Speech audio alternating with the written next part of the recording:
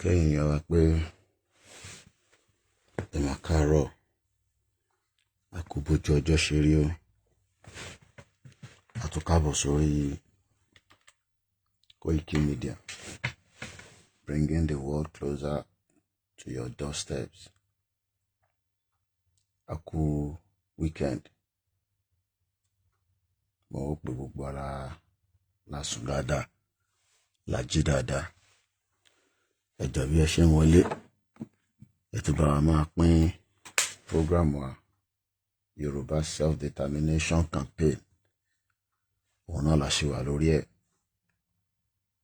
Ká tó bá wọn ará ilé sọ̀rọ̀, ká jọ gbé ọ̀rọ̀ tí ó ń lọ lórí ọ̀rọ̀ Nàìjíríà, torí a ti sọ fáwọn èèyàn wa títí pé Nàìjíríà ìlú kan tí àwọn òyìnbó aláwọ̀ funfun tó dá lé iṣẹ́ sílẹ̀ ní 1914 tí ó dẹ̀ ti ní àwọn aráàlú lára.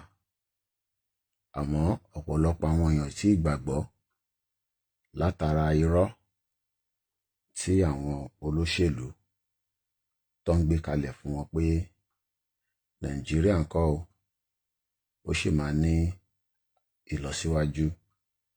Àwa dẹ̀ ti sọ àti tún sọ, Nàìjíríà ò lè ní ìlọsíwájú. Ẹ káàárọ̀ o. Mo kí gbogbo àwa tí a wà nínú oṣù Ramadan tá ń gbààwẹ̀ lọ́wọ́lọ́wọ́. Ọlọ́run jẹ́ ká rí ìparí oṣù. Mo kí yín o, mo fi ti Elédùmarè mo fi kí yín, mo fi ti ọba ògo, ọba dáadáa, ọba àná, ọba ìní, mo fi kí ẹ̀yin ènìyàn wa pé a very good morning and welcome to Koikimedia. Ilé-iṣẹ́ kan tí ó ń sọ̀rọ̀ nípa ìjàngbara ilẹ̀ Yorùbá. Ilé-iṣẹ́ tọ́pọ̀lọpọ̀ ń takò, àmọ́ wọ́n mọ̀ pé òtítọ́ ló ń bẹ níbí báyìí, torí o lè rí òtítọ́ nínú Nàìjíríà. Kò sí tó máa lè sọ̀rọ̀ nípa bí mi ṣe ń sọ̀rọ̀ fún yín nínú location 419, torí pé gbogbo àwọn journalist ń bẹ̀rù, wọ́n fẹ́ kú, wọ́n ní sọ òtítọ́. Àwọn míì dẹ̀ ń bẹ̀rù látara pé kọ́ máa wá pa wọ́n mọ́lé, torí a ti mọ̀ pé ní Nàìjíríà tó bá ti lè gbé òtítọ́ dání, wàhálà òun nìyẹn. Sọ ọ̀pọ̀lọpọ̀ àwọn journalist wọ́n máa ń bẹ̀rù. Ẹ káàárọ̀ èèyàn wa. A tún ti jí sáyé báyìí. Ǹjẹ́ bí nǹkan ṣe ń lọ nínú gbogbo ilẹ̀ Yorùbá, àárín tó ń para wọn ní ìlú kan torí ilẹ̀, àwọn ọ̀pọ̀lọpọ̀ ní APC ló wà behind ẹ̀. Ǹjẹ́ kò ti tó àsìkò báyìí kí gbogbo ọmọ Yorùbá gbàgbọ́ pé ilé tó lọ ká dá dúró, ká gbára wa sílẹ̀, ká fi ọ̀rọ̀ Nàìjíríà tí kò ní any impact ká fi sílẹ̀ lọ́rùn, ká béèrè right wa, ká gba ilẹ̀ wa kí a lè ní ìlọsíwájú, torí pé àwọn politician iṣẹ́ tí wọ́n ní pé kó mú ayé kó le. A ti sọ ní gbogbo ìgbà, kò sí ọ̀nà àbáyọ kankan, kò sí irọ́ tó lè pa fún yín. Àwọn tó fẹ́ máa parọ́ yẹn mọ̀ pé àwọn gullibles ló lè máa parọ́ yẹn fún. Wọ́n lè pa fún àwa báyìí, torí pé wọ́n mọ̀ dájú pé àwa máa question ẹ̀, especially in tí wọ́n pè ní location 419, location confusion, location má ṣiṣẹ́, location a criminal country tí kò ní iota of respect fún ìdàgbàsókè aráàlú. Nàìjíríà ò ní any in reason tí a need láti ní kó survive again ẹ jẹ́ kí Nàìjíríà kó kú kó má bá tiẹ̀ lọ, torí pé kí ni Nàìjíríà is a crime scene. A ti sọ ní gbogbo ìgbà, but jẹ́rẹ́yìn aráàlú gan lẹ́ ń tako ìrìn àjò Yorùbá nation. Nígbà tá a mọ̀ ọ̀rọ̀ bá ẹnu bá ọ̀rọ̀ Ọ̀ṣun state nísìn, gbogbo yín jáde fatafata, àbí bẹ́ẹ̀ kọ́, ẹ jáde fòtòfòtò, ẹ wá dìfẹ́ǹdì Ọ̀ṣun, but ẹ lè dìfẹ́ǹdì ìran yín tí a ti ń pariwo láti bí ọdún 4. Nígbà tá à ń sọ fún yín pé àti APC àti PDP ọmọ ìyá kan náà ní gbogbo wọn, they are both criminals and they have nothing to offer. Ẹni ẹ̀ ní gbọ́, àwa náà dẹ́ náà nígbà, a máa ṣàlàyé fún yín náà ni, torí pé most of you do not know nǹkan pè ní Nàìjíríà.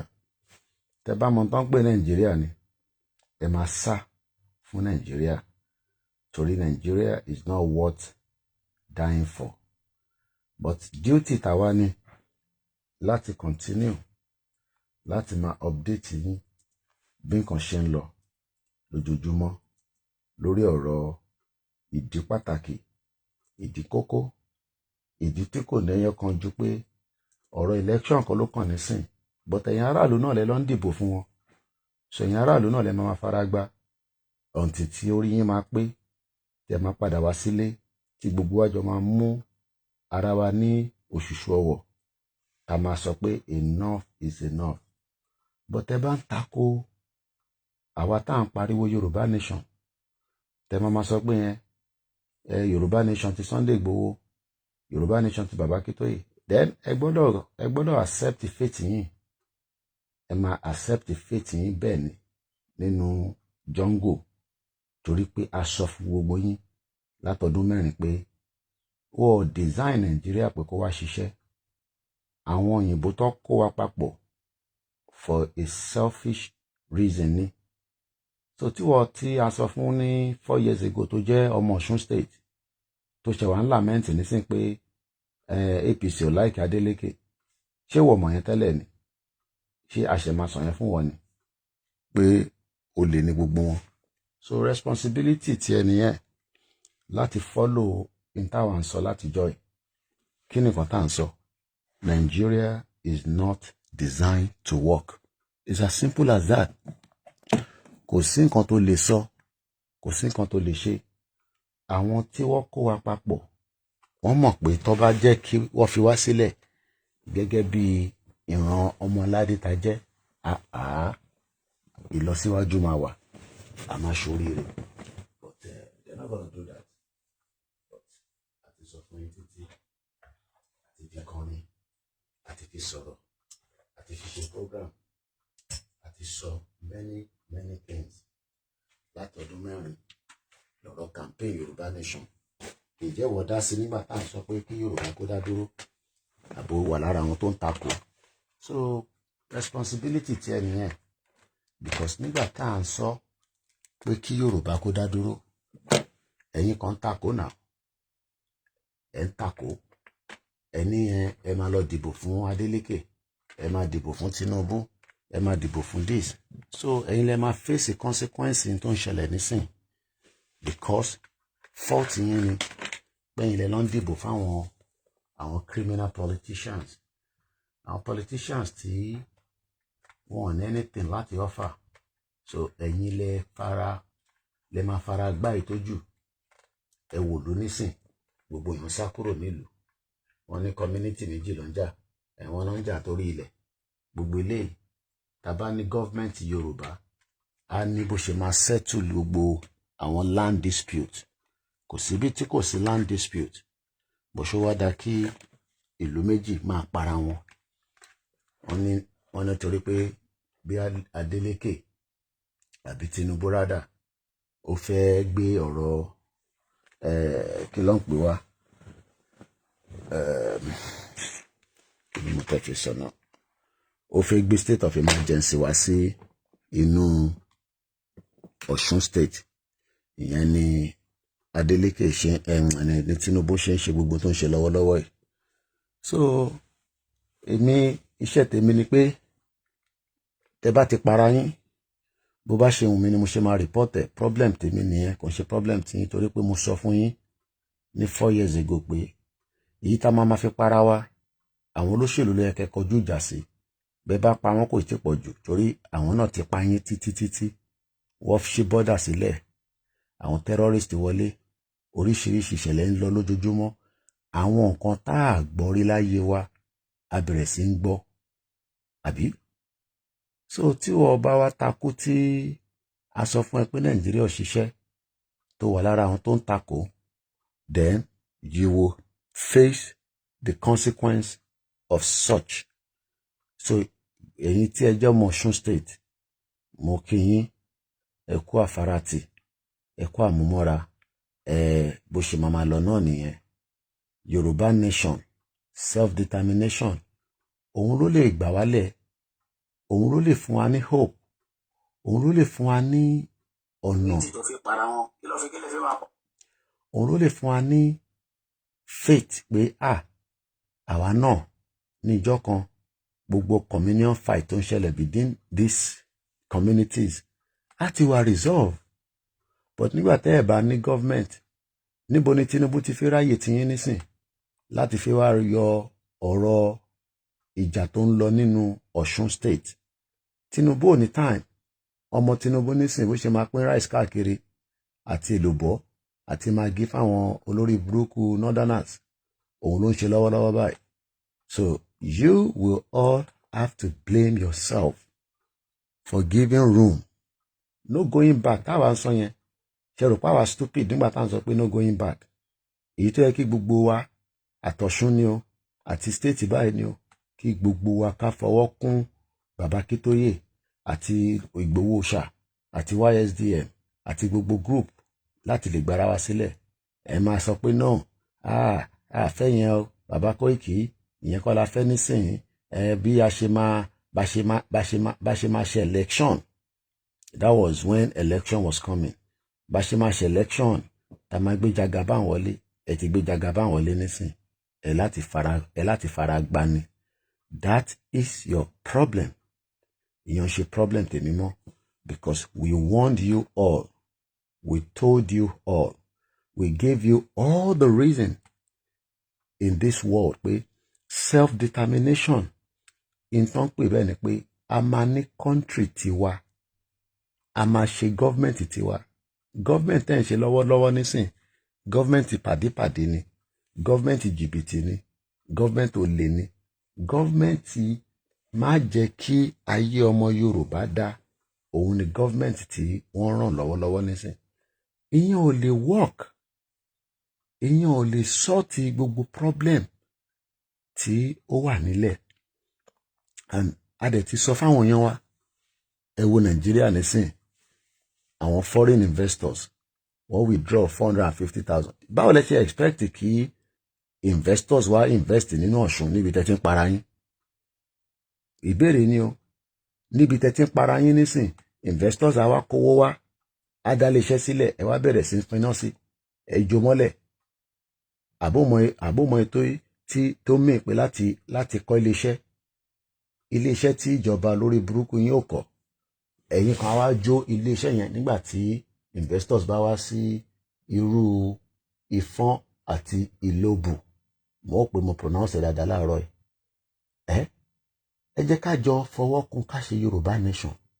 Òun nìkan lọ́nà àbáyọ, òun nìkan ló lè rescue wa, òun ni solution to every problem tí ilẹ̀ Yorùbá ń face lọ́wọ́lọ́wọ́ báyìí.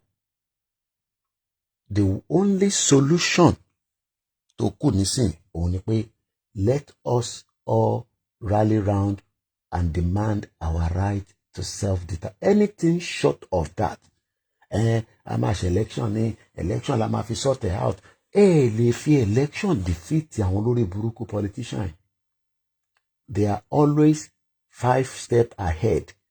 Wọ́n ti mọ àwọn tó máa gbé ìrẹsì fún, àwọn tó yẹ pé ìrẹsì ló wá jẹ láyé wọn, tó yẹ pé ayé wọn máa bàjẹ́ ni. Àwọn tó yẹ pé ìrẹsì làwọn wá jẹ láyé wọn, kò sí nǹkan tẹ́ lè sọ fún wọn tó bá ṣàti fún wọn ní ìrẹsì tó dẹ̀ fi 1,000 lé lórí. Ṣérú àwọn yẹn làwa máa wá jókòó tì, a máa jẹ́ káwọn yẹn fi ti wọn kọ́ fi kó bá wa. Gbogbo ilé la ṣe ń sọ pé ẹ jẹ́ ká sọ̀pọ́tì ìrìn àjò Yorùbá nation. ẹ jẹ́ ká fọwọ́ kún Yorùbá nation, ẹ jẹ́ kí ó jẹ́ pé Yorùbá nation ló máa wà nígbà àyà wa, òun la máa demand fún, òun nìkan la máa sọ pé a fẹ́. But ẹ bá tún sọ pé ẹ fẹ́ election, ẹ ká lọ ṣe election ni the best, this and that. 2027 tí ń bọ̀ nísìn, the same set of criminals wọ́n á tún bẹ̀rẹ̀ sí sọ fún yín pé ká wá lọ dìbò, ẹ̀kẹ́ lọ mú PVC yín wá. Látijọ́ tó ti ń gba PVC, ìjẹ́ ó fi PVC yẹn lọ gba medical hospital, ìjọ mú PVC yẹn, ìjẹ́ ó fún ẹ ní iná, ìjẹ́ PVC yẹn, ìjẹ́ ó ṣe àǹfààní kankan fún ẹ, kó lè ṣe é because wọn ò design Nigeria pé kó work. Ẹ̀kọ́ máa rántí ni. Ẹ wá gbọ́ gbogbo àwọn tó ń rántí lọ́wọ́lọ́wọ́ báyìí lórí social media, gbogbo àwọn tó ń sọ pé Tinubu is a terrible president. Wọ́n ní terrible president ní president yìí, ìyẹn aṣíwájú Jagaban. Kódà wọ́n ní disaster ni. Oríṣiríṣi fídíò làwọn èèyàn wá ń ṣe. Gbogbo fídíò yẹn a máa gbọ́ lẹ́ẹ̀kọ̀ọ̀kan nísìn. Báwọn èèyàn ṣe ń rant nípa Jagaban, ẹ̀gbọ́n tó lè sọ.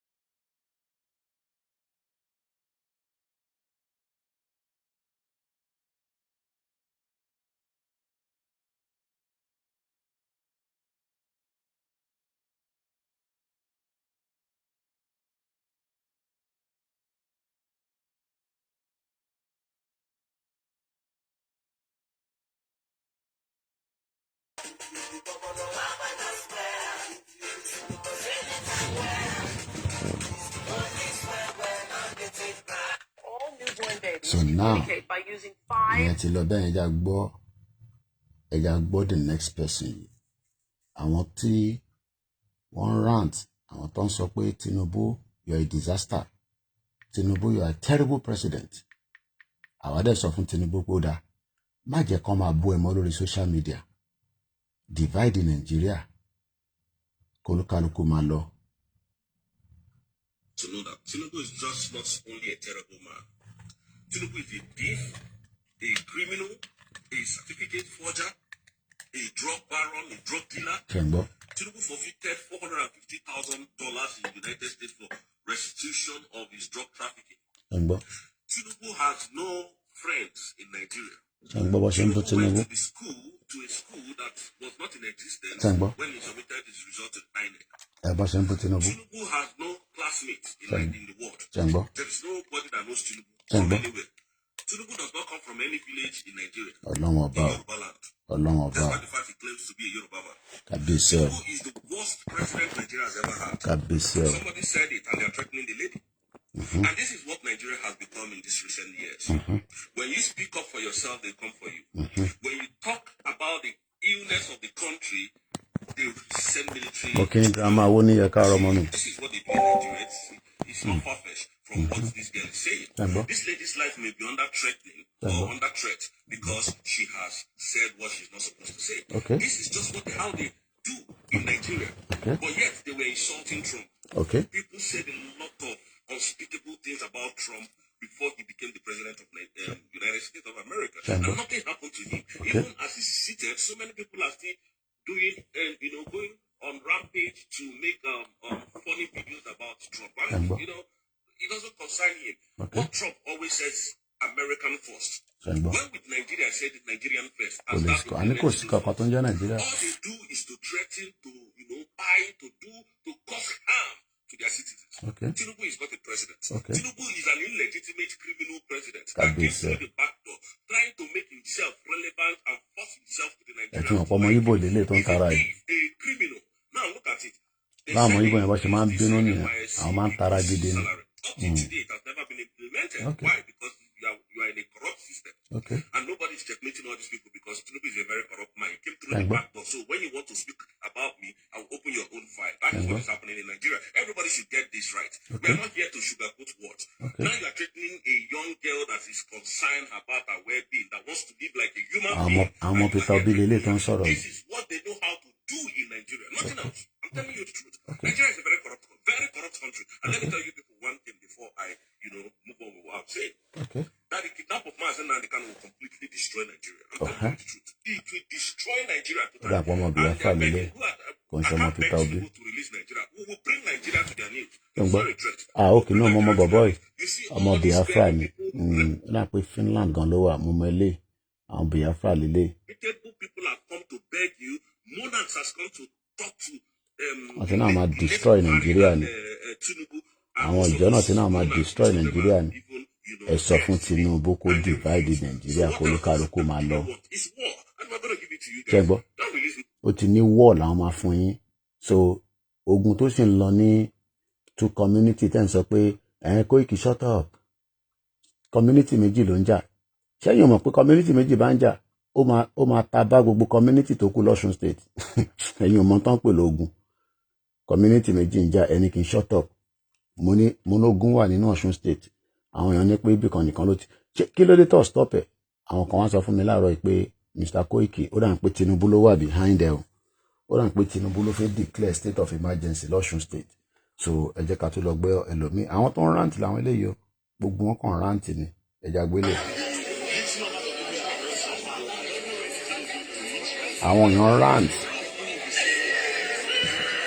ó dùn mí pẹ́ lè rí fídíò yẹn ẹ bá rí báwọn èèyàn ṣe ń rant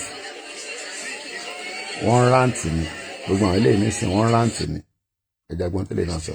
As many of all these celebrities not really send us, we they know they talk about this bad governance, no ever hear from their mouths. Especially for this TikTok. Watch their video, always watch their video, but no like, no comments. You know understand? No like, no comments. May they see 20 million views without like, or with 5 like, or no comments. Or they want Nigerians, many of like, them now this internet, this TikTok self, now make them. That's how they use the thing make money. But if you talk anything about government, they will all bullshit you. They will even block you. They don't want me they see for their comment or see for their live stream. And I go they wonder if they host like what many of them are go they do for them. They listen to things will be like say after after you listen finish now on that you see go fees. Because ọ̀dẹ̀ làwọn youth Nigeria ọ̀dẹ̀ ni wọ́n òmùgọ̀ ayé tó bá náà tó gọ̀ jù kò ń ṣe àyàn ọmọ Yorùbá nation náà torí ẹ̀yin ti gbọ́n tí ọ̀dẹ̀ mùgùnmù àwọn nùgùnmù àwọn ọ̀dẹ̀ òun làwọn youth Nigeria wọ́n ní brain kankan wọ́n ti fi brain wọ́n ti fi dín àkàrà wọ́n ti kó brain wọ́n ti fi dín àkàrà wọ́n expect pé kí Nàìjíríà wá ṣiṣẹ́ ìlú tí wọ́n kó 450 billion naira wọ́n yọ kúrò nínú stock market ìlú yẹn ni wọ́n sọ pé ń bọ̀ wá ṣiṣẹ́ ẹjá gbọ́ eléyìí tẹ̀sójú àwọn pásítọ̀ yín ìyẹn gẹ́ òye. And the video made me realize 2 things. First, a lot of people are actually awakening Baba Adeboye lele tasi about how African pastors, especially Nigerian pastors, are one of the biggest problems we have in this country. And the second thing I realized is a lot of people don't even understand what that statement means, and so you could see them in the comment section trying to lẹ́yìn kẹ́ lọ support Biafra ìjọ nation kólúkálùkù máa lọ. Ṣèyí Tinubu wá fẹ́ drag bàbá ẹ̀ pa fún ọba tó kú bàbá ẹ̀ ló máa get the last president lágbọ́rọ̀ Ọlọ́run. Dádì ẹ̀ ló máa get the last president. Àfẹ́ president kankan mọ́ nínú Nàìjíríà. Before the church ends, he needs somebody to donate 1 billion naira. The grace of God can give 1 billion naira. And in this story of God, so if 1 billion some people should please see my secretary in the office tonight for a very special announcement. akọ̀wé mi nínú ọ́fíìsì wa lálẹ́ yìí fún ìfitónilétí pàtàkì kan. And then there will be some of you who can say, Daddy, I wish I can give $1 billion, but all I can afford is 100 million. Àwọn kan wà tí ó ní pé bóyá àwọn ọ̀dọ́ afẹ́ ṣe bílíọ̀nù kan yìí, ṣùgbọ́n ohun tí wọ́n lè rí nípa wọn ká òun náà ni 100 bílíọ̀nù. Some people should also see my secretary after the program tonight. Irú àwọn bẹ́ẹ̀. This was at least 5 years ago. He wants somebody to donate 1 billion naira for the church. And do you think it's you that is an everyday Sunday attendee that he was referring to? These pastors have political sons that àwọn bíi Pastor Ruga, Osibajo, Remi Tinubu, àwọn olè, àwọn criminals. As a human being and somebody with the fear of God. Would you ever question this 1 billion you're giving me? Where did you get it from? 1 billion naira years ago when billion was billion. To bá bẹ̀rẹ̀ yẹn ti abuse the pastor. Every politician, the politicians that you guys want us to leave the spiritual leaders and focus on the politician. Every politician has a spiritual father who they go to for advice, who they go to, they bless the pastor with little tokens, stolen tokens. A few years ago, Chris Oyakilomi's church had to return millions of naira to one industry like that. Why? Because it was proven that one of their leading staffs stole millions of naira and sent it to the church as tithes and offering. And because of that evidence, the church had to refund those millions of naira. This pastor should not be excluded in what is going on in Nigeria because not only are they politically involved, so I take better money. Nigerian content creator in Nigeria, and you are not making content right now talking about the things that is going on in this country. Shame on you. Well, guess what? I woke up this morning and one of your favorite content creators on TikTok has unfollowed me because of this video. And before they unfollowed me, they left me a very lengthy message. But I'll just tell you the content of the message. If you've been following me for a while now, you remember one time I was making videos complaining that TikTok is not pushing my content, even though I make good content. I met it in that period. I was like, see what is going on and all of that. So the content of their message before they unfollowed me is that I am not going to grow on TikTok if I continue putting my mouth in public issues. Now, they have made me believe a comment I saw under this video when somebody was saying that they are not going to say anything. All these content creators will keep quiet because the government paid them and they don't want to lose gigs. If my growth on TikTok... all your content creators, they are all under politicians. So to bá expect pé àwọn tó ń create content tó lọ rẹ́rìn lọ́dọ̀ wọn tó ń ṣe kòkòkò tó rẹ́rìn, they have nothing to offer you, and they will not offer you anything more than sadness. Kò sí happiness. Includes me turning a blind eye to the things that is going on in this country that Which belong country? to all of us. Then Which country belongs to all of us? We are not going to Jungle. stop talking about this. We are up for 30 days rant challenge, and we are going to do it until the 30 days is complete. Somebody was telling... So after 30 days, kilo ma ṣẹlẹ̀. And rant lórí social media. Àwọn ẹgbẹ́ ní gbogbo àgbáyé, they are out there on the street. Ẹ̀yin náà rant. Àwọn olè rant fún. The criminal politicians are not going to listen. The criminal politicians knows the Nigerian youth are lazy. But mo pẹ́ lè ṣe kankan. Ẹ̀yin tí wá táwa jọ ń ṣe Yoruba nation. It is time that we say we don't want to have any business. No business with Nigeria. Àjọṣepọ̀ wa ti Nigeria is not working.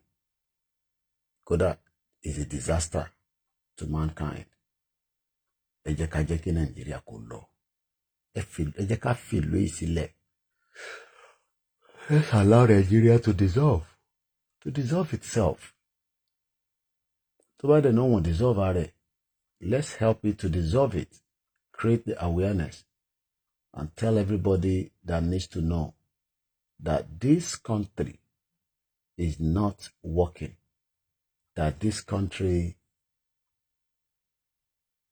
needs to now come to an end.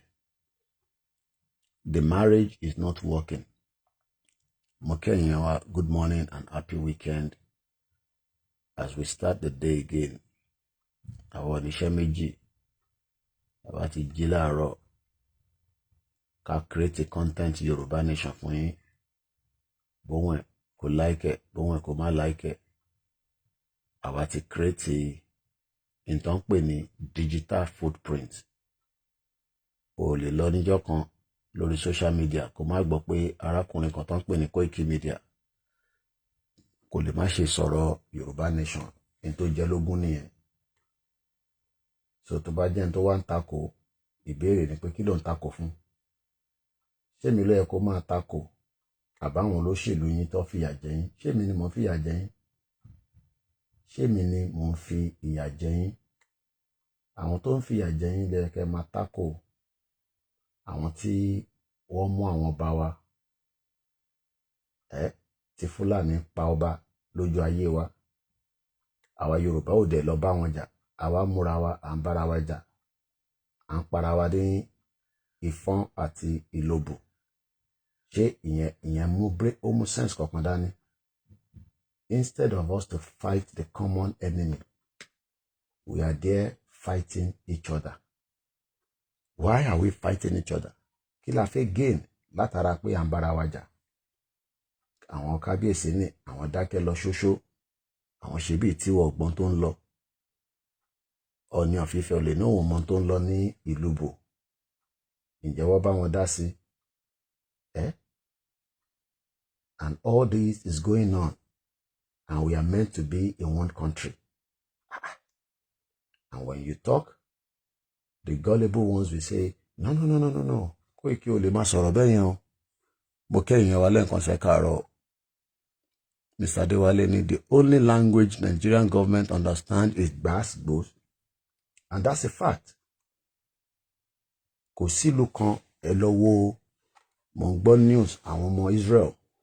Ẹ jẹ́ ká fi àwọn tó ń rántí sílẹ̀. Ẹ jẹ́ ń gbé yín lọ sí Israel. Do you know that their citizens are protesting? Israel protesters are trying to break into Netanyahu's home. Lánàá lélẹ́yìí. Àwọn ará Israel lélẹ́yìí.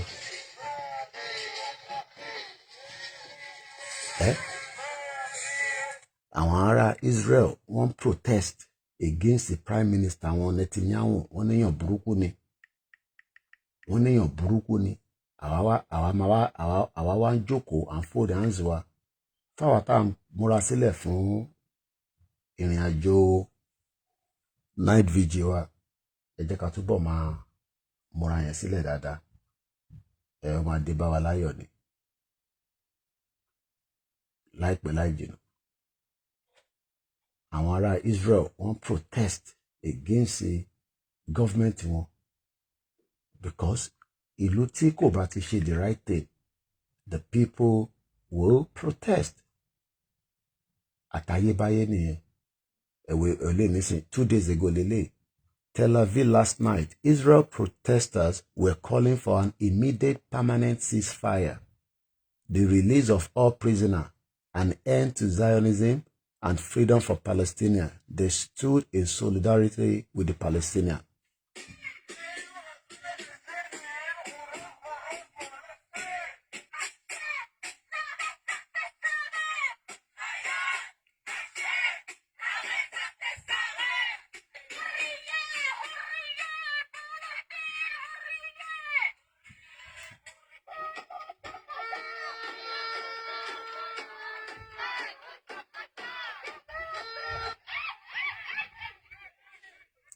Nínú protest eléyìí náà nísìn ariwo tẹ́ ń gbọ́ yẹn nísìn àwọn kan náà tó máa wá attack wọn àtayébáyé nìyẹn.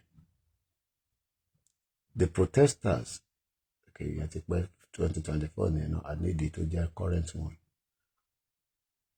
Thousands of angry protesters at the government compound in Jerusalem calling for a change of the release of the hostages, for the end to the war, to return to democratic norms. But our official yẹn. So, ta ló bá wá fún yín ní freedom? Freedom ò ń ṣe tẹ́lẹ̀ kankan máa fún yàn. Ṣáwọn ará Israel ló máa bá yín protest.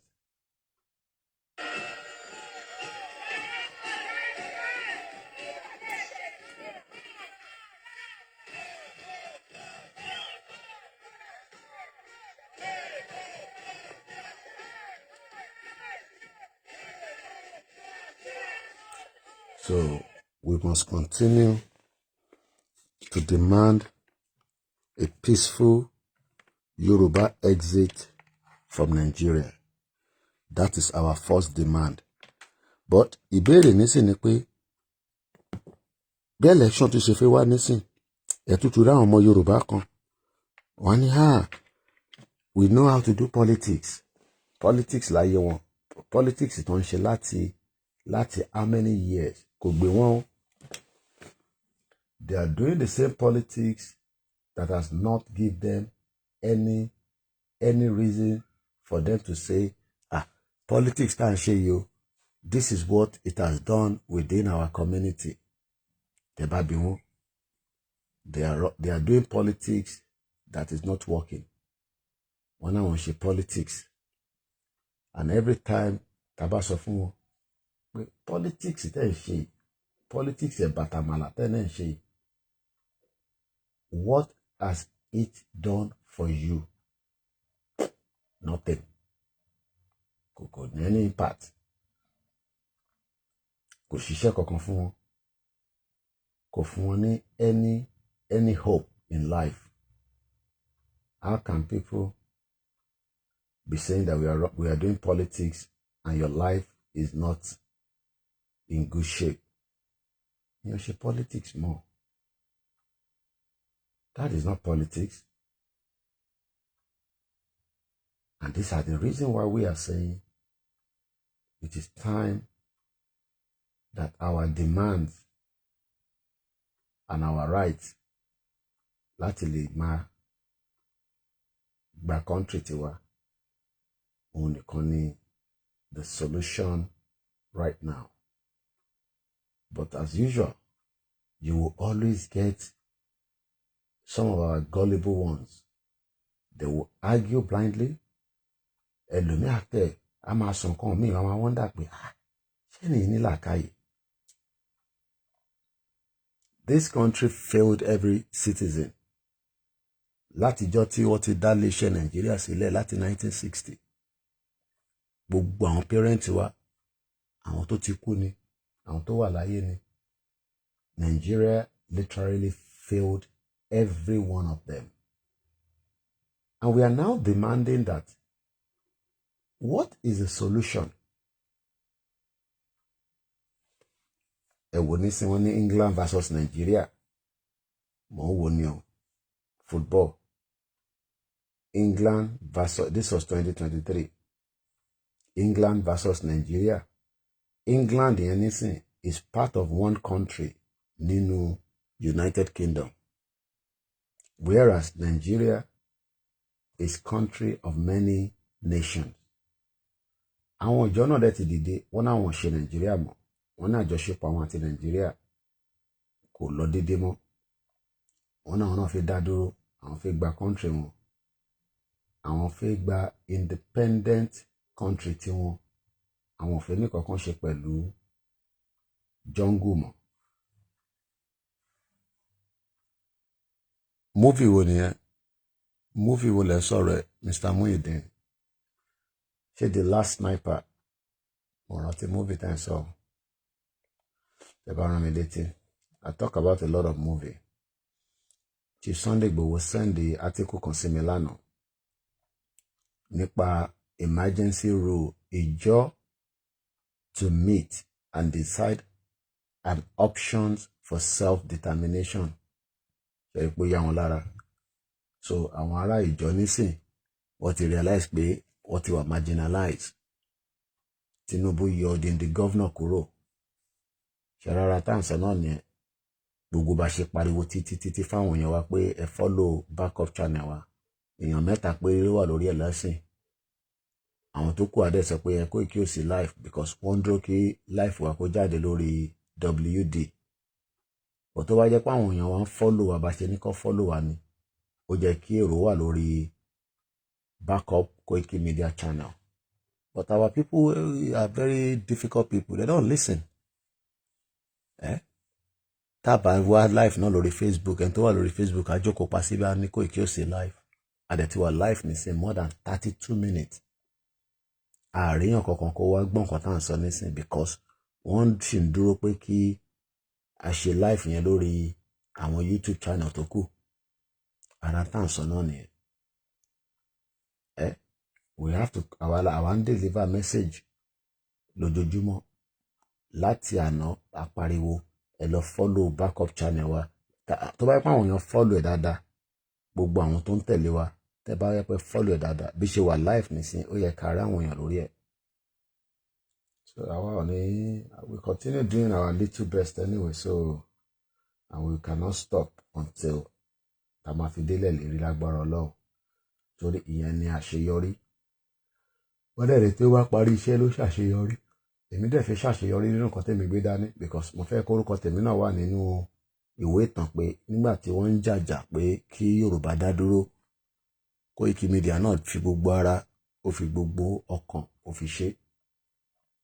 So olúkọlùkọ á dẹ̀ padà sí normal day job ẹ̀. Èèyàn mi pé nígbà tá a bá gba country, a gbọ́dọ̀ sọ pé àwa la máa wà níbẹ̀. Àwa bá máa bá tiwa lọ, a máa ṣiṣẹ́ tiwa lọ.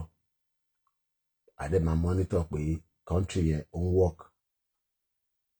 So bí àwọn kan rò pé bí a ta bá ṣe pariwo Yorùbá nation rí sí, ta bá ti wá débẹ̀, àwa náà máa lọ di bí Jagaban olè, Jagaban criminal.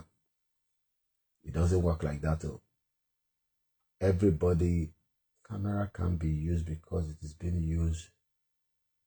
Okay, camera cannot be used. Okay. So bí àyàn lẹ́lòmíì ṣe sọ pé àní support Yorùbá nation náà, ẹ má support. Èmi nìyá máa jẹ ní gbogbo àlùyá máa jẹ. Ìyá yẹn dẹ̀ máa jẹ wá in different ways ni. Ìwé mi ní sè a ṣe lè support àwọn family wa. Ṣé gbogbo yín ni mo lè support?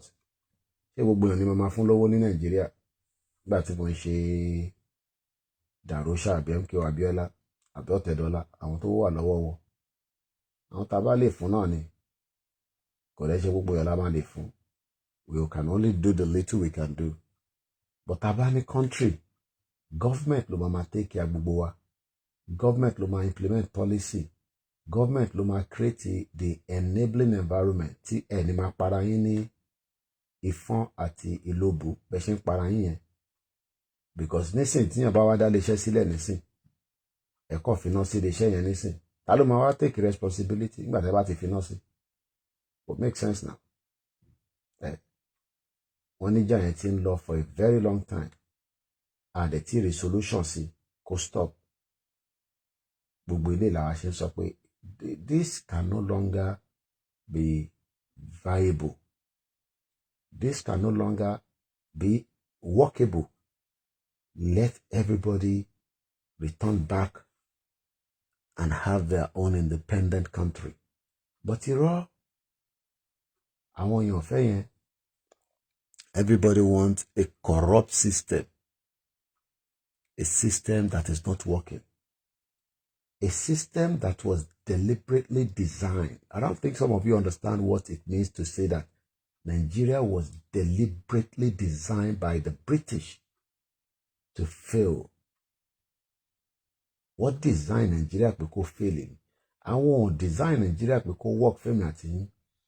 Àwọn ẹni ká wá apply for visa, ká tó wá sí UK, ká lọ apply for visa, ká tó lọ sí Germany. Ṣé báwọn ará America ṣe ń lọ apply káàkiri fún visa nìyẹn? Ṣé báwọn ará Britain ṣe ń apply fún visa káàkiri nìyẹn? So why are we gullibles? Why tó jẹ́ pé ìyà gbọ́dọ̀ jẹ continent kan, káwọn kan wà okay, ká wá máa sọ fún wa, David Lami máa sọ fún wa pé Nigeria will be better. Ọlọ́run ní jẹ́ kí Nigeria better o. Kò sí àdúrà tẹ̀lé ṣe tí Nigeria máa better. Ṣé jẹ́ ká ka ẹni tí olóyè send sí mi lánàá. Wọ́n send article kan sí mi. Ẹ jẹ́ ká jọ wo article yẹn. Ẹ bá mi gbọ́ wọlé share button. The more people that join, it is in the interest of every one of us. The more people that join. So, and we need more people to join. We need more people láti darapọ̀ mọ́ ìrìn àjò Yorùbá nation, because àìtí pọ̀ tó, but àfẹ́ àwọn tó máa wá dàrú. Tó bá mọ̀ pé ó máa dàrú, máa wò wá látẹ̀yìn. Tá bá ti débi tá ń lọ, you will be part of the citizen. Wà á dẹ̀ follow rules and regulation. Kò sí rules and regulation kankan tó operate nínú Nàìjíríà nísìn. Àfi tẹ́ bá fi parọ́ fúnra yín. Everybody knows that. Kò sí rules kankan tó operate nínú Nàìjíríà because crime sì ní Nàìjíríà.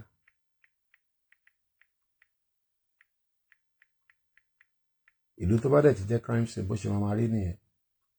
Nothing is going to work. Ẹ má yẹ ká tanra wa, ẹ̀yin ará lé.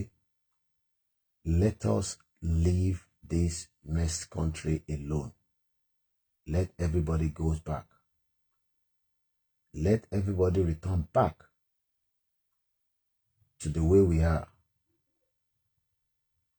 It can be done. It is doable. It is possible. But the politicians do not want such because they are always part of the problem. The politicians are criminals. Their life has destroyed our own lives. And we should say enough is enough. So, and to bá linki backup wa pàdé, ẹ bá wa share síta until many people will continue to know that, because at our life, like I said, for more than 40 minutes, and yet only few people ló darapọ̀ mọ́ wa lórí kí ló ń pè lórí backup channel wa, because wọ́n ṣì ń dúró pé kí a go live lórí our main channel tó ti ń wò wá.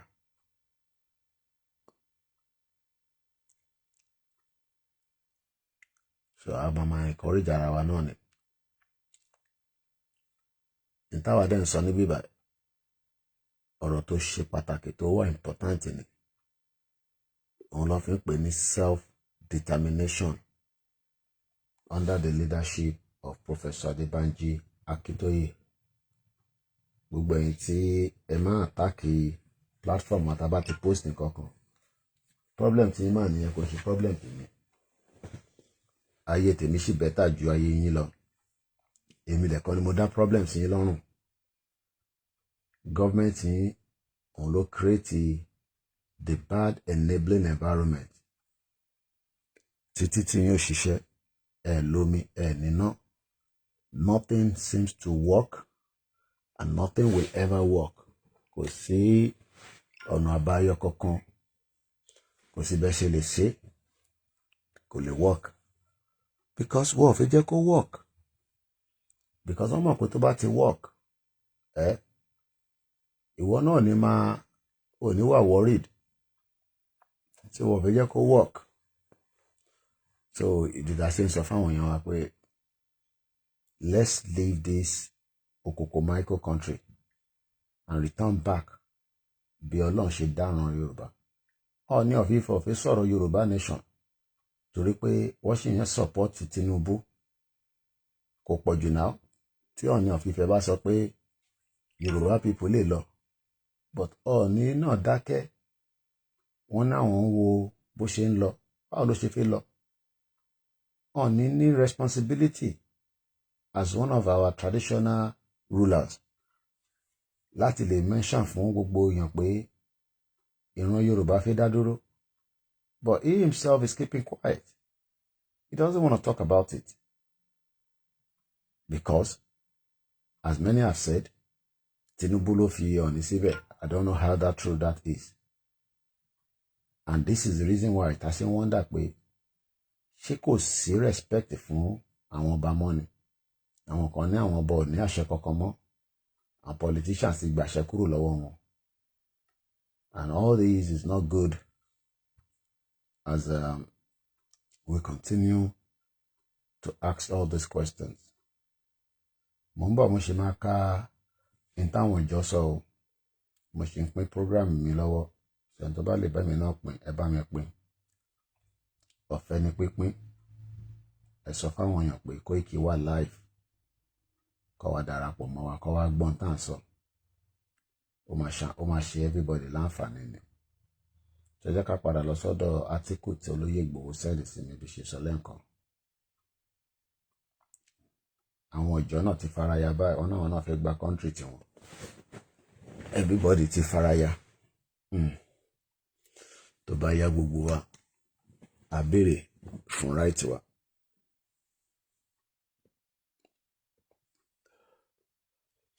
So this is the article.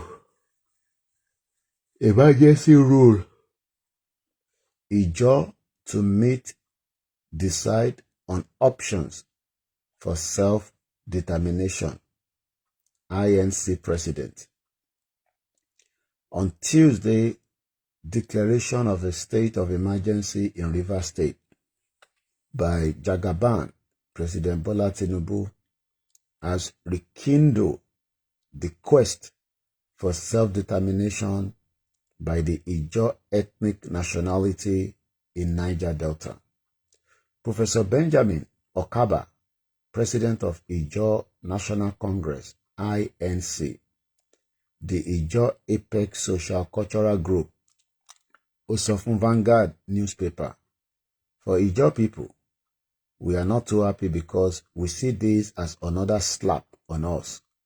But again, our position will be deliberated upon in a wider stakeholder meeting that will be convened later. In that meeting, I am sure the Ijaw people will look at how we have fared in this Nigeria project. Nigeria project. Nigeria is a project. And what options are left to drive home our quest for self-determination. When we say it is hasty because the president has so much opportunity to leverage on the calls made by Nigerians from all quarters to call his minister Nelson Wike to order. Tinubu ní pèsè order because criminal kan náà làwọn àwọn méjèèjì. Tinubu criminal, Wike criminal. Tinubu fẹ́ lọ Rivers State fún 2027. Òun náà ní ìdówó bẹ̀. PDP ló ti fi ń jẹun láti how many years nísìn. So Tinubu fẹ́ gbà lọ́wọ́ wọn. Nelson Wike dẹ̀ ti ta battery tẹ lórí burúkú nìyẹn. Secondly, while Wike himself has been the antagonist, he had boldly stated that he will make governance impossible for governor. Láti 1999 ni wọ́n ti make governance impossible fẹ́yìn aráàlú. Kí ló mọ̀ tán pè ní governance? Governance sọ pé kí ìjọba tó wà lórí oyè, kò bá jẹ́ governor ni, deputy ni, local government chairman, títí kan local primary school yín, àwọn ni wọ́n wà in charge. Ìtàn máa ń pè ní governance. Tẹ́ bá ń sọ pé à ń ṣe òṣèlú, orí gbogbo ẹ̀yin bàbá yẹn ò pè ẹ̀yin bàbá òfò. Tẹ́tí ń ṣe òṣèlú láti 1999, gbogbo ẹ̀yin bàbá àtẹ̀yìn yàtọ̀ ẹ̀ka dá sèrè sí lára.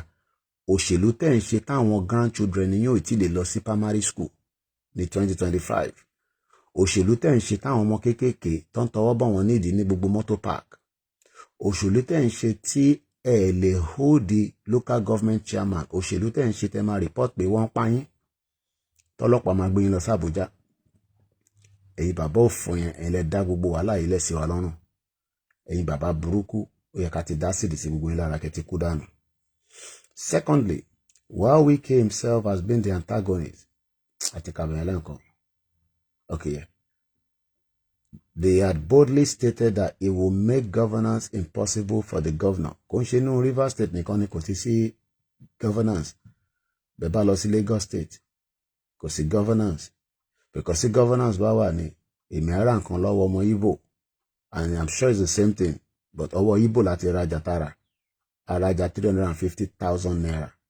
Ó dẹ̀ ti yọ 80,000, ó dá 270 padà. Ẹ̀dẹ̀ sọ pé ẹni ìjọba nínú state olórí burúkú Sanwó-Olú. Abáyọ tí Ambode ṣe sọ pé ní mental problem. Àwọn olóṣìṣẹ́ lórí burúkú àwọn gọ́vnà fún ìpínlẹ̀ wọn máa gbà lẹ́nu mi bíbá. Ẹ wá mú mi ní London. Similaye Fubara, in as much as he does not dance to his tune, godfatherism, ìyàn fẹ́ gbọ́ sí Wike lẹ́nu, just like bí Tinubu ṣe ń control ní Lagos State. Àwítán ọmọ ẹ̀ ní on debate fún rẹ̀. My father is the best president in Nigeria. Olórí burúkú ọmọ òfò. Kò allow anybody kó ṣe any advertisement in Lagos State. Ó sọ̀rọ̀ ẹ̀ di King Kong. Ó ń ṣe monopoly. Ṣé irú country tẹ́ fẹ́ wà ní ẹ̀tẹ́ máa ṣoríire? Báwo lẹ ṣe fẹ́ ṣoríire nínú country bẹ́ẹ̀? So the man Wike is desperate to capture state power and resources. As we had said earlier, and persistently, he wants to turn Rivers State into his property, and the people of Rivers State are the ones to suffer. Just like bí Tinubu ṣe ṣe fẹ́yìntì ẹwà lẹ́kọ̀ọ́. Tinubu ti sọ gbogbo yín di nǹkan mí kalẹ̀. Òun ló control gbogbo resources Lagos State. Ó tún wá fi hand over yẹn fún ọmọ ẹ̀. In táwọn olè máa ń ṣe ní àwọn criminals. Tó bá jalè títí tágbà tí ń dé wọ́n máa wò pé ṣé ti bá lọ báyìí ṣé wọ́n ní wá probe mi, especially Lagos State yẹn. The governor who enter into covenant with the people of River to deliver on sustainable development cannot mortgage that mandate because he wants to satisfy somebody. These are obvious facts flying all over the place. I thought presidents should have looked at all this. Tinubu only look at it because criminal cannot allow méjèèjì. Another terrible president. I said it is lopsided. Why will you leave Wike and sack Sim Fubara? The best thing is to remove everybody who play a role in this. Wike has to be sacked. Tinubu never sack it because criminal àwọn méjèèjì. And all the federal appointees from the state also have to be sacked. Because if you do not sack them, they will use their position to perpetrate more crises. Àdúrà tàwa ni pé kí more crisis kó wà ní gbogbo ilẹ̀ Yorùbá, kó wà nílẹ̀ Igbo, kó wà ní Ìjọ, kó wà ní Middle Belt, kó wà nílẹ̀ Hausa, so that Nigeria will collapse quickly. The cry that wants to take over Rivers State is gradually playing out, and it's not better for democracy. Ǹjẹ́ ọ̀rẹ́ yìí rí democracy gbẹ̀yìn?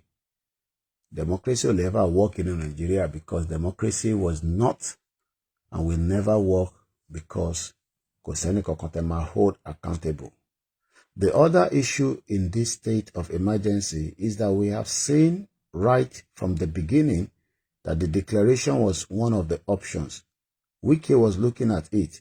He felt if the judiciary cannot remove him quickly, if the House of Assembly could not take him off, then the next option is to create chaotic situation so that an emergency can be imposed. Ìyẹn làwọn èèyàn sọ nísìnyí pé Koiki in tó ń lọ ní Ìlúbù àti Ìfọ̀n, wọ́n ní Tinubu ló wà behind it.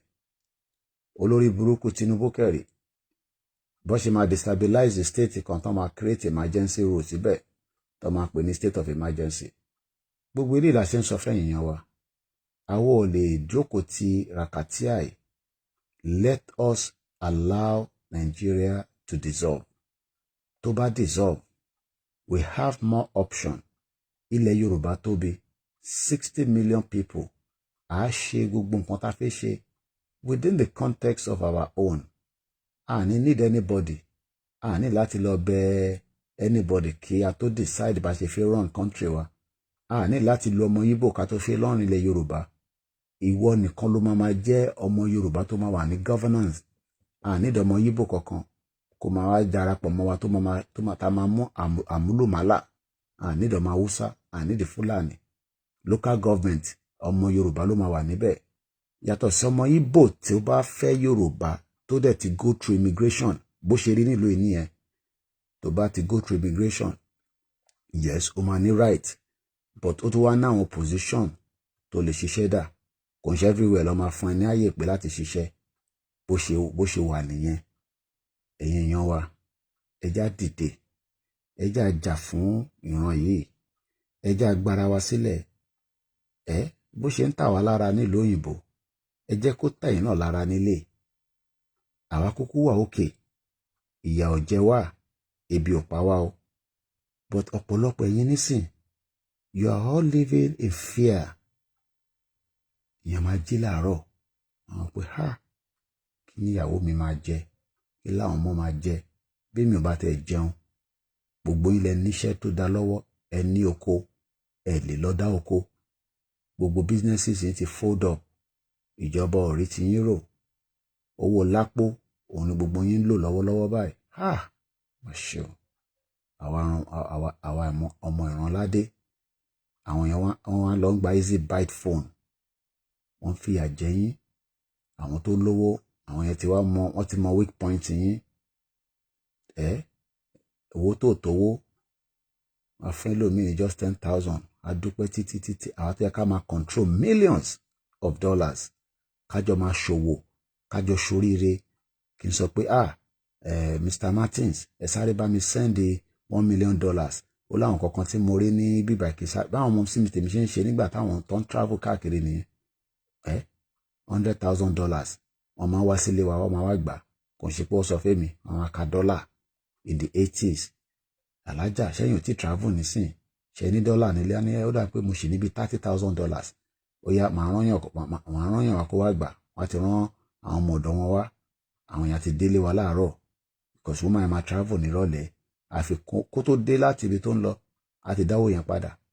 Gbogbo àwọn ìyá wa tó ń ta wóróbo ẹlòmíì gbogbo tó wà lórí igbá kò tó 5,000 naira. Mọ́tò àtúgbà wọn Dangote truck apáyàn dànù. Ó ṣẹ̀pá wọn tán ní wọ́n ní Dangote truck ní mọ́tò tó l'accident tó pa wọn l'Àbújá yẹn, wọ́n ti fi wọ́n dájọ́. Election tí ń bọ̀, Ọlọ́run jáde nígbà tẹ́bí ń pàànà, Ọlọ́run wà pẹ̀lú wa o. Nítorí jù báyìí lọ, ìṣítí náà ni ẹ̀yin tí ẹ̀ ń takò wá. Koiki shut up. Kò sí problem ní Ọ̀ṣun state. Problem wà ní 2 community. Ìgbà wo ni kò ní ta sí gbogbo state tó kù, àmì gbogbo community tó kù. Tó bá tètè kọ́bẹ̀, community méjì ń jà. Tó bá yá àwọn kan máa gbèjà ara wọn. Adẹ̀dí pé kí ni adìbò lọ ya mi. Agbára ta ní àfi bá wọn Fúlàní jà, àfi ń para wa. So ẹ̀yin tẹ̀ lọ àwọn oògùn lọ́wọ́, oògùn tó dá. Ẹ ṣe fáwọn oògùn yẹn kẹfẹ́ ná Senator Adeleke kó máa dátọ́, kẹfẹ́ ná Sanwó-Olú kó wọgbó lọ, kẹfẹ́ ná gbogbo àwọn olórí burúkú politician. Àfi kẹ máa fògùn yẹn kẹ máa fi ṣe jàǹbá fún àwọn aráàlú, àwọn innocent people. Ẹ wo àwọn ìyá yẹn bó ṣe ń sá kótókótó. Èèyàn kan wá sọ pé ogun tí wọlé, tógun bá ti máa wọlé ńkọ́, ẹ lé gbogbo àwọn èèyàn ńláńlá lọ. Dr. Kemi Olúnlọ́yọ̀, a pharmacist, a retired journalist, a PR specialist, ẹ lé kúrò lódindi ìlú bàbẹ́ ní Ọ̀yọ́ state. Òun náà dẹni tó ń gbé lẹ́yìn odi, ẹ̀yìn odi ló ń gbé. Bọ̀bọ́ yìí ti kú. Boxing legend Foreman died yesterday, March 21st. Àdàtàn sọ nìyẹn, he died at 76. George Foreman, ta ló rántí ẹ̀? Ó máa ń jẹ̀ṣẹ́ ni, ọbí ní 1949. Kò sẹ́ni tó ní kú. Àtàbájáde ọmọ apá wa, ìgbà wo ló ní kú? Ikú kan ló máa padà pààyàn. Má jẹ́ kí ibi ikú pa ẹ́ sínú ilé, ó bẹ́tà kó jáde nígbà tó bá ti ní ká jáde. Òun lílé ní sí mo ṣe rí lórí péjì sísítà mi dáadáa, Dr. Kemi Olúnlọ́yọ̀.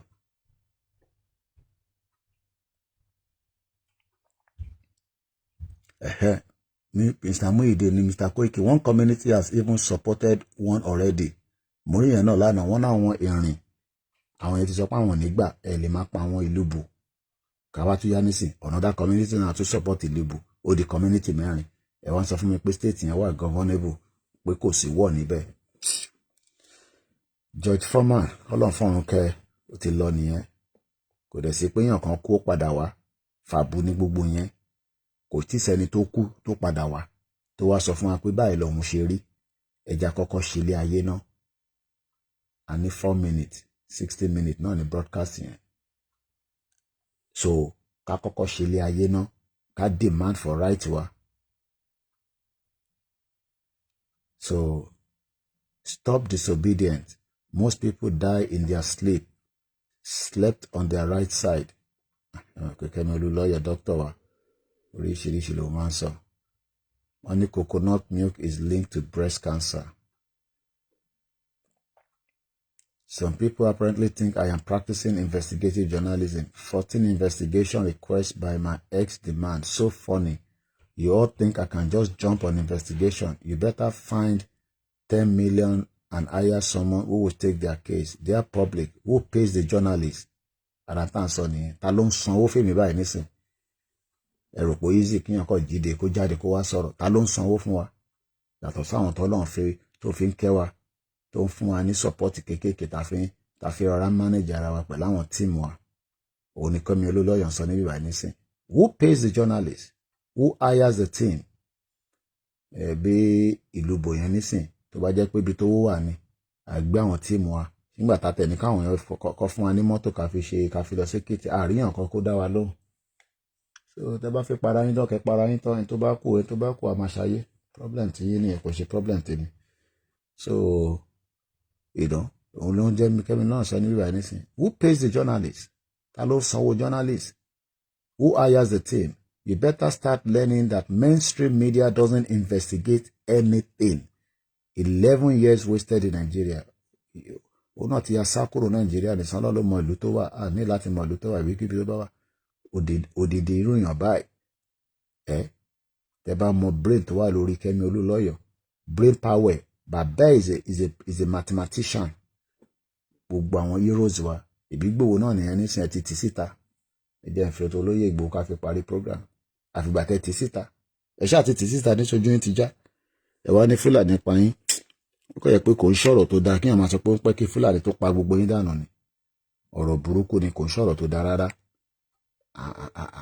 Ní kí gbogbo ká tọ̀ sójú kọ. Ìbẹ́ ti lé Ìgbòho síta. Èmi àti Ìgbòho sì sọ̀rọ̀ lánàá. So tó bá yá gbogbo community àmọ́ bó ṣe máa defend rẹ̀. Kẹ́yìn tẹ́ ń béèrè pé báwo ni ìrìn àjò wa báwo ló ṣe máa lọ, ó máa lọ dáadáa náà ni. Ìwọ ni kó lọ máa múra sílẹ̀. Àmì sọ jù bẹ́ẹ̀ lọ ní láti sọ too much lórí social media. So mo kí gbogbo èyí tẹ́ bá mi gbọ́ program tààrọ̀ yìí. Quick one náà ni. Òjò wá dá wa lọ tẹ́ mi ṣe bàbá mi lọ sùn padà. So bàbá ti ń jí lójoojúmọ́ ariwo Yorùbá nation, no going back, no retreat, no surrender. Bóhun ẹ̀kọ́ kọ́mẹ́ǹtì sórí timeline mi. Ṣé íńtánẹ́ẹ̀tì mi ń lò gbogbo device a connect sí nínú ilé tàbá torí ọ̀nà dá 30 ó lè connect kó máa fi MTN tí rẹ pé ó yá data ni ọmọ àlè ìwọ tó ń yá data láti wá comment ó fi fara wé èmi tèmi ń lo router nínú ilé mi tó connect gbogbo device ta connect sínú ilé tàbá torí ọ̀nà dá 30 ó gbé because unlimited ni a lè lò tán èèyàn mọ òfò èèyàn mọ ọ̀ràn kíra èèyàn mọ tẹ́ẹ̀nì WC nínú ilé yín tó wá fi yàgbẹ́ nísìn wàá kọ́kọ́ jáde nínú ilé ẹ̀ níbi tí ilé ayé délé ni wàá jáde nínú building ìtọ̀dọ̀ tiẹ̀ tó ń pè ní face my face you wàá wá lọ yàgbẹ́ lẹ́yìn ilé nínú ṣáláńgá ó wá fi compare sí èmi tèmi yàgbẹ́ mo lọ tọ̀ nísìn inú toilet ni mo tọ̀ sí WC mo flush omi gbàbẹ̀ kọjá kò ń ṣọ̀fẹ́ lóòótọ́ fi fara wé mi olórí burúkú èèyàn mọ òfò ìyá máa jẹ mo sọ fún yín ẹ máa jẹ mo yóò yà ìyá máa jẹ ṣégè sí yín lára ká tó délẹ̀ Yorùbá wa gbogbo ẹ̀yin tẹ́ jẹ́ olólùfẹ́ wa tẹ́ gbàgbọ́ nínú Yorùbá nation ìyà ò ní jẹ yín ní bá Fúlàní pàdé bí Fúlàní bá ń bọ̀ á máa yà fún yín ni Ọlọ́run wà pẹ̀lú wa ẹ fọkàn balẹ̀ ẹ lọ dúró dáadáa àfẹ́ sọ̀rọ̀ púpọ̀ ni nítorí pé wọ́n ti sọ fún wọn ní Koiki wọn náà àwọn oríṣiríṣi èèyàn lọ ti plant abẹ́ platform ẹ̀ nísìn so tó bá ti ń sọ̀rọ̀ máa wà very careful nísìn tí ó ti wà lójú àgbà mi so mo ní sọ jù bẹ́ẹ̀ lọ announcement máa wá fún night vigil ẹ lọ fọkàn balẹ̀ èmi náà bọ̀ nílé kò sí bá ńlá ẹni tó bá ní ká má dé adé tán ilé ọmọ kì í bá baba lẹ́rù ni ẹni ṣoríire mo dé tán ẹni bá fẹ́ kú ni kó kó ẹni tó bá máa ẹ̀hán tó kú ní ìlú bọ̀ àti ọ̀fun nísìnyí báwọn tó kù ṣì wà láyé bó ṣe máa rí náà nìyẹn ọlọ́fọ́run kẹ́ gbogbo àwọn 20 ló ti kú àti jólé ẹjọ́ kìíní ilé àwọn politician wà bẹ́ẹ̀ ẹ lọ da kẹ́míkà sí kó jó dànù kí gbogbo ẹ̀ kó wálẹ̀ ẹ̀ ń jólé ara yín ẹ̀yin mẹ̀kúnnù ẹ̀yin wèrè mo kẹ́ èèyàn wa ó àmì jù bẹ́ẹ̀ lọ Koikimedia bringing the work closer to your doorstep mo kẹ́ àwọn tíì mi ẹ̀ kú rọ́jú ó yẹ ká máa gbówó gidi fáwọn àwọn ọmọ tó bá mi ṣiṣẹ́ ni àkọjá fún wọn ni 5,000 bí 10,000 bí 20,000 àròwó gidi fún wọn bọ̀wọ́ dedicate ara wọn wọ́n fẹ̀mí ara wọn sílẹ̀ Ọlọ́run wà pẹ̀lú gbogbo wa àní jù bẹ́ẹ̀ lọ ó dàbọ̀.